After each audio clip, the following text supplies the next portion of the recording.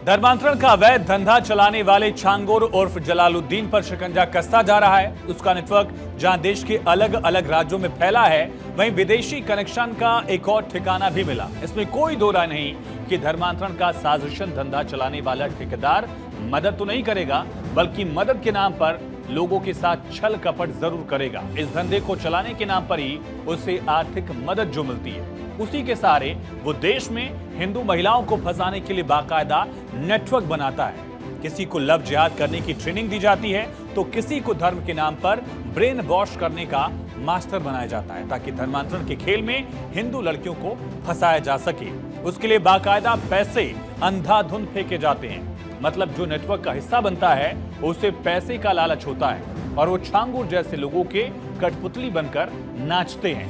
वरना भारत देश में धर्मांतरण का खेल इतना भी आसान काम नहीं है। इस रिपोर्ट को देखिए और समझिए कि धर्मांतरण के खेल के पीछे दौलत का हाथ कितना बड़ा है।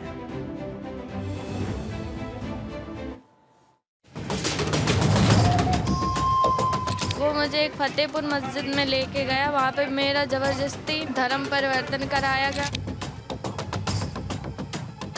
मुझे जान से मारने की धमकी दी जा रही है, हमले हो रहे, 5 टाइम जानलेवा हमले हो चुके हैं। एक जल्लाद को हम लोगों ने वहाँ पे भी गिरफ्तार किया है। छांगुर बाबा के इस आलीशान मकान को गिराया जा रहा है।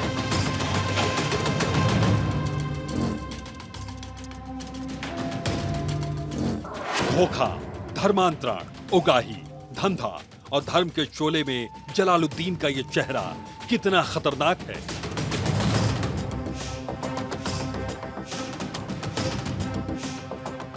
क्या आप कल्पना कर सकते हैं, जो 10 साल पहले तक पेट पालने के लिए रेहड़ी पटरी पर अंगूठियां और नग बेचता था, वो धर्मांतरण की दुकान खोलकर कुछ ही सालों के अंदर करोड़ों का वारा न्यारा करने लगा।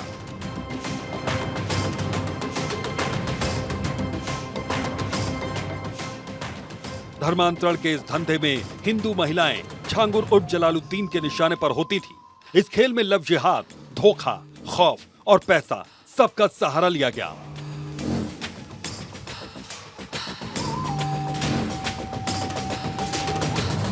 मतलब जलालुद्दीन की शरण में अपनी पीड़ा लेकर जो भी आया, वो पैसा, प्यार और डर के चक्रव्यूह में फंस कर रह गया।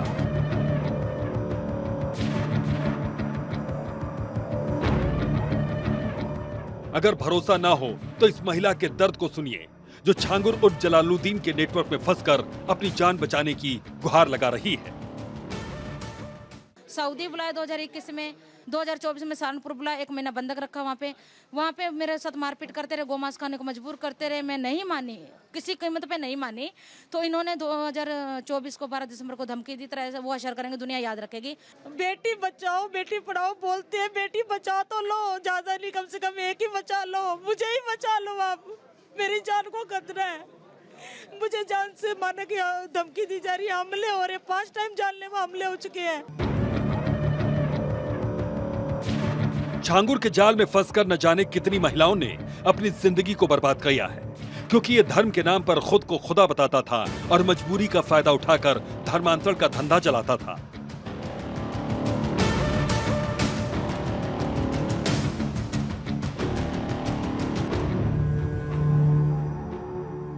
यह खुलासा तब हुआ जब बहराइच और बलरामपुर जिले में खुद को पीर बाबा कहकर प्रचारित किया। यहाँ आने वाले लोगों का छांगुर उर्फ जलालुद्दीन ब्रेन वॉश किया करता था, इस्लाम को हर समस्या का समाधान बताता था।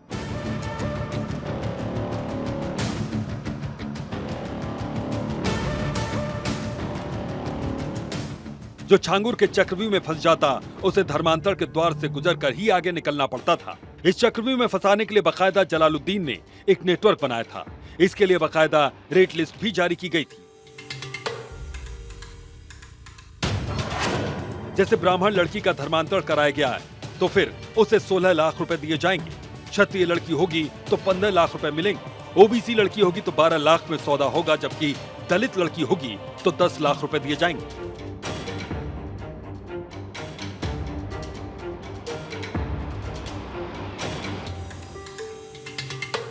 इस पैसे को पाने के लिए छांगुर उर्फ जलालुद्दीन के नेटवर्क में हजारों लोग लगे थे, जो बाकायदा छांगुर के धर्मांतरण नेटवर्क का हिस्सा थे।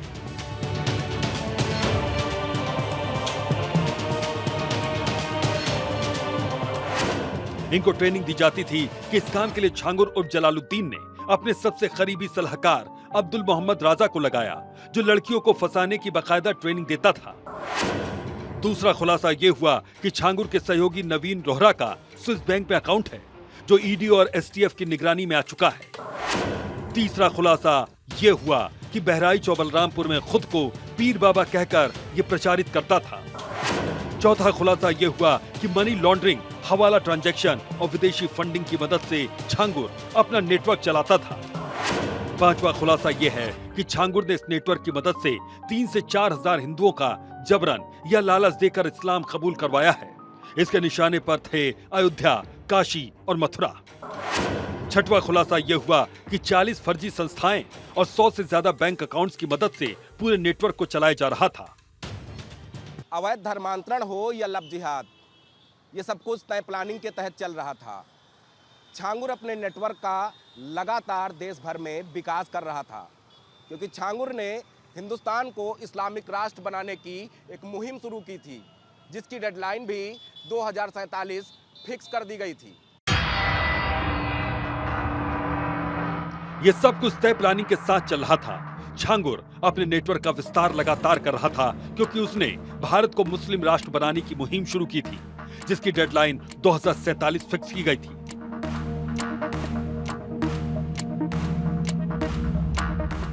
छांगुर के इस नेटवर्क का जब खुलासा हुआ तो हर कोई सन्न रह गया, क्योंकि ये सब सत्ता, शासन और प्रशासन के संरक्षण में फल फूल रहा था। लेकिन जैसे ही छांगुर के काले कारनामों का काला चिट्ठा खुला, तो एक्शन में आई एटीएस ने जलालुद्दीन की धर्मांतरण के धंधे की परतें उधेड़ दी।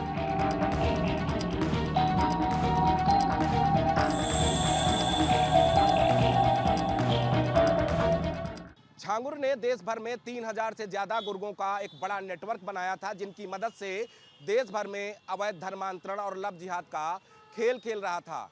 कहीं ना कहीं अब इससे पर्दा उठ चुका है, जिसमें अगर हम बात करें तो उत्तर प्रदेश, महाराष्ट्र और बंगाल जैसे बड़े राज्य शामिल हैं, जहां पर छांगुर अपने नेटवर्क के माध्यम से हिंदू युवतियों को प्रेम जाल में फंसाकर इस्लाम कबूल करने के लिए मजबूर करता था।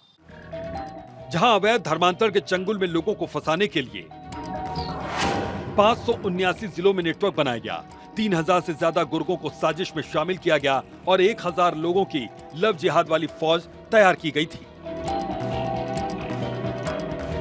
इनके निशाने पर हिंदू लड़कियां हुआ करती थीं, जो अपना दर्द अब लोगों के साथ साझा कर रही हैं।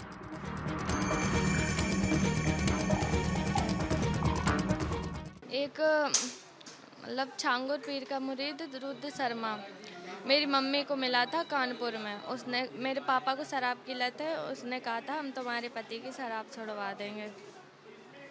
तभी हम 2019 में बाबा से मिले और बाबा ने हमें एक तावीज़ दी, दुआ भी पड़ी। उसके बाद हम अपने घर पे आ गए। रुद्र शर्मा मेरे घर पे आता जाता रहा, उसकी बहन भी नाम बदल के आती जाती थी। और 2024 में रुद्र ने कहा कि बाबा कानपुर आए हैं, उनसे मिल लो चल के। हम उसके साथ चले गए। वो मुझे एक फतेहपुर मस्जिद में लेके गया। वहाँ पे मेरा ज़बरदस्ती धर्म परिवर्तन कराया गया। वहाँ पे उसके अब्बू थे रियाज अहमद, उसकी अम्मी थी और एक सवा नाम की औरत को मेरी नकली माँ बनाया गया था। और जब हमने तभी हमें उसका नाम पता चला, असली मेराज अंसारी है। रुद्र का नाम मेराज अंसारी। हाँ, और जब हम प्रेग्नेंट नहीं होते थे तो उसके पापा मेराज को डांटते थे, कहते थे कि ऐसे ही बनाओगे भारत को इस्लामी मुल्क। उसका भाई ये अक्सर कहता रहता था कि 2047 तक ये मुल्क हमारा होगा। छांगुर पीर से वीडियो कॉल पे जब बात करते थे। जिन लड़कियों को धर्मांतरण की साजिश का हिस्सा बनाया गया, जिनको प्यार के बहाने लव जिहाद के जंजाल में फंसाया गया, जिनको धर्मांतरण की आड़ में जन्नत का ख्वाब दिखाया गया, उनकी पीड़ा सुनकर आप सन्न रह जाएंगे। मेरी बहन ट्रैवल एंड टूरिज्म का कोर्स कर रही थी, जिस दौरान इससे बातचीत हुई बदर अख्तर सिद्दीकी नाम के आदमी से। इसने उसको बातचीत करना और इसको गाड़ियों में वो करना, उसको मैनिपुलेट करना चालू कर दिया।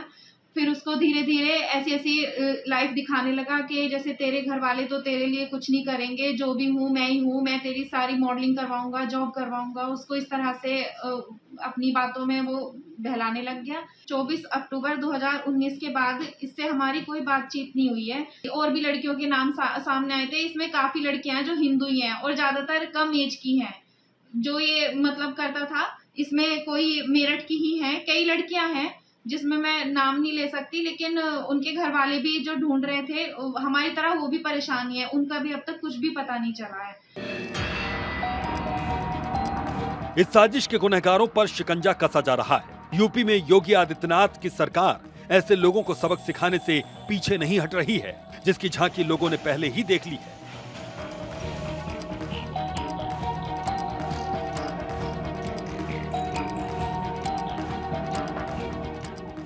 ये तस्वीरें बताती हैं कि गुनाहों की सजा कैसे दी जा रही है। ये कार्रवाई धर्मांतरण के सरगना जलालुद्दीन के खिलाफ की जा रही है, जिसको योगी सरकार ने पहले ही सलाखों के पीछे भेज दिया है।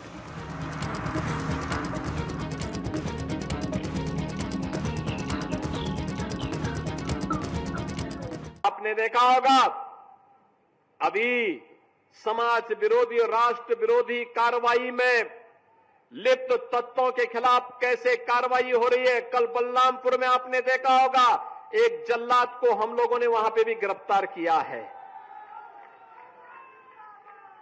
कैसे वहां हिंदू बहन बेटियों के इज्जत के साथ खिलवाड़ करता था, पैसे में सौदेबाजी करता था, लेकिन अब ऐसे तत्वों के साथ सख्ती की जा रही है।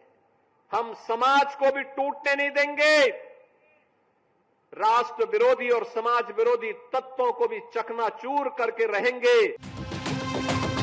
योगी सरकार ऐसे अपराधों और अपराधियों पर लगातार शिकंजा कस रही है।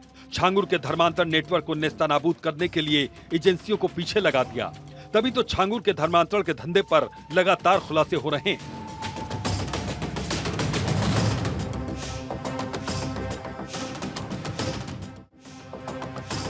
खबर है कि अब छांगुर का पनामा कनेक्शन सामने आया, जो छांगुर के सहयोगी और उसके राजदार नवीन ने एक बड़ी कंपनी खड़ी कर रखी थी।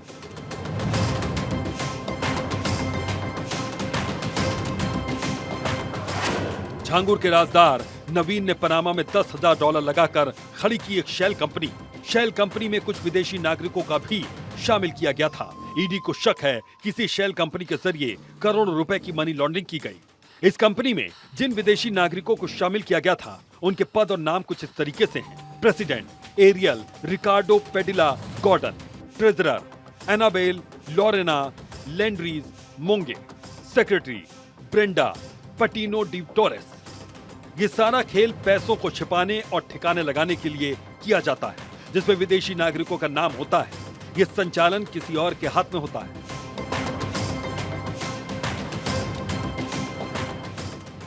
शिपिंग कंपनी की तर्ज पर शेल कंपनी बनी। कंपनी का कर्ता धर्ता नवीन को बनाया गया था। इसका खुलासा तब हुआ जब ईडी को नवीन के ठिकानों से जरूरी दस्तावेज मिले। इससे पता चलता है कि शेल कंपनी से छांगुर उर्फ जलालुद्दीन हजारों करोड़ रुपए ठिकाने लगाने के लिए इस्तेमाल करता था। जरूरत पड़ने पर उसको धर्मांतरण के धंधे में लगाता था।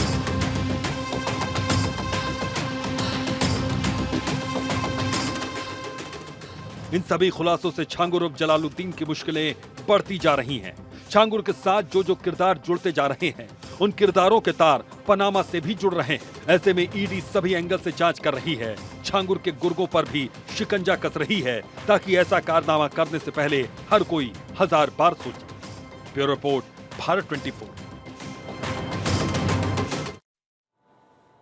और जैसा खेल छांगुर अलग अलग राज्यों में नेटवर्क के सहारे चला रहा था, ठीक वैसा ही खेल उसका मास्टरमाइंड आगरा में भी धर्मांतरण का धंधा चला रहा था, जिसका पर्दाफाश हुआ।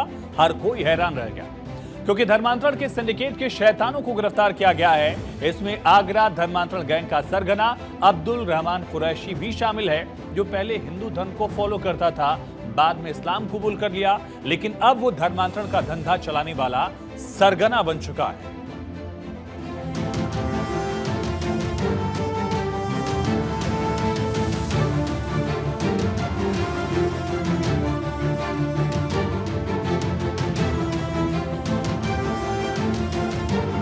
धर्मांतरण का खेल बड़ा, जेल पहुंच गया धड़ा।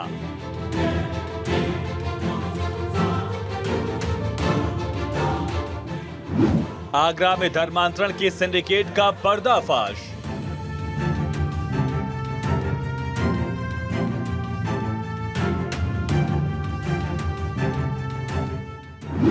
अब्दुल और साथी धर्मांतरण के निकले शिकारी।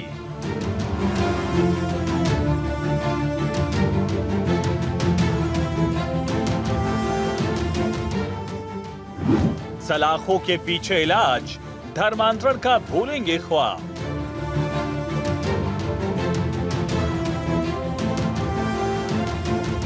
ये नशा सबसे ज्यादा खतरनाक है जो धर्म के नाम पर धर्मांतरण का धंधा चलाते हैं।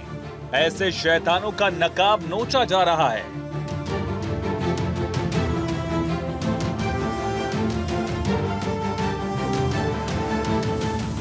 एक तरफ छांगोर और उसके गुर्गों के खिलाफ शिकंजा कसता जा रहा है, तो दूसरी तरफ आगरा में धर्मांतरण का धंधा चलाने वाले अब्दुल का इलाज किया जा रहा है। सोचिए, जब लोग छांगुर के धर्मांतरण के किस्से सुनकर हैरान हुए, तब आगरा में अवैध धर्मांतरण का सिंडिकेट चलाने वाले एक गैंग का पर्दाफाश हुआ। इस गैंग के सरगना अब्दुल रहमान कुरैशी समेत करीब 12 आरोपियों को गिरफ्तार कर लिया गया है। जांच में पता चला कि गैंग अब तक सैकड़ों लोगों का धर्मांतरण करा चुकी है। इसके तार कई राज्यों तक फैले हुए हैं। वहीं अब्दुल रहमान के बारे में भी पता चला कि वो खुद कन्वर्टेड मुस्लिम है। यह हैरान कर देने वाला मामला है, जो खुद हिंदू से पहले ईसाई और फिर इस्लाम कबूल करता है, वही धर्मांतरण के खेल का मास्टरमाइंड बन गया। अब्दुल रहमान ओरिजिनली फिरोजाबाद जिले का रहने वाला था, जिसने कि 1990 ईस्वी में अपने को धर्मांतरित किया और वो मुस्लिम धर्म ग्रहण किया। उसके द्वारा इस धर्म का प्रचार करने के लिए कलीम सिद्दीकी, जिसको कि एटीएस ने अरेस्ट किया था और 2024 में कलीम सिद्दीकी को सजा हुई थी, उस कलीम सिद्दीकी का यह बहुत ही घनिष्ठ सहयोगी था। और कलीम सिद्दीकी के जेल जाने के बाद ये अब्दुल रहमान जो है, यही उसके कार्य को देखता था और धर्म परिवर्तन के क्षेत्र में, जिहाद फैलाने के क्षेत्र में और धार्मिक विद्वेष फैलाने पर देखता था। दरअसल धर्मांतरण का धंधा करने वाला अब्दुल 1990 में ईसाई बन गया था। इसके कुछ साल बाद इस्लाम स्वीकार कर लिया, फिर धर्मांतरण के काले खेल में शामिल हो गया। इस खेल का शिकार अपने परिवार को भी बनाया।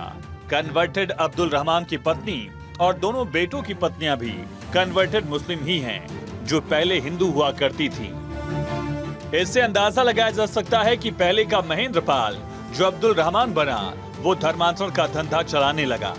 वो इस्लाम को अपनी रगों के अंदर कितनी आत्मीयता से बहा रहा है।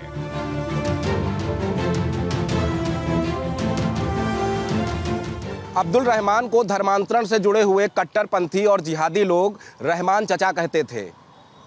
रहमान चचा एक यूट्यूब चैनल चलाते थे। उस यूट्यूब चैनल के जरिए इस्लामिक कट्टरपंथ की शिक्षा देते थे और साथ ही साथ हिंदू धर्म के खिलाफ नफरत भरा प्रोपेगेंडा फैलाने का काम करते थे। बाकायदा धर्मांतरण के अपने नेटवर्क के सहारे हिंदू धर्म के धार्मिक प्रतीकों को अपमानित किया जाता, उनको मानने वालों को बुतपरस्त बताकर मानसिक रूप से तोड़ने की कोशिश करता था। फिलहाल पुलिस के चंगुल में फंस चुका अब्दुल रहमान, इसके ठिकानों तक पुलिस पहुंच रही है। पता लगाने की कोशिश हो रही है कि आखिर महेंद्र पाल, जो अब अब्दुल रहमान बन गया है, उसने अपना गांव क्यों छोड़ा, वो वहां से जाने के बाद कहां पहुंचा, किसके संपर्क में आया, वो ईसाई कैसे बना, और जब ईसाई बना तो फिर इस्लाम धर्म कबूल क्यों किया, और फिर धर्मांतरण के मिशन पर कैसे लगा। क्या उसे किसी तरह का लालच दिया गया? क्या वो भी किसी नेटवर्क का हिस्सा था?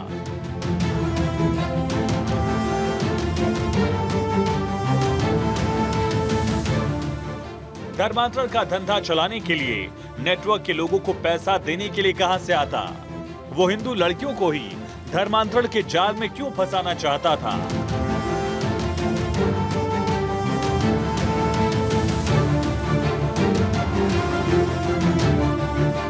इन्हीं सवालों का जवाब पुलिस भी खोज रही है। पता लगा रही है कि धर्मांतरण के खेल का मास्टरमाइंड और इसके तार कहां तक जुड़े हैं। Bureau report, Bharat 24।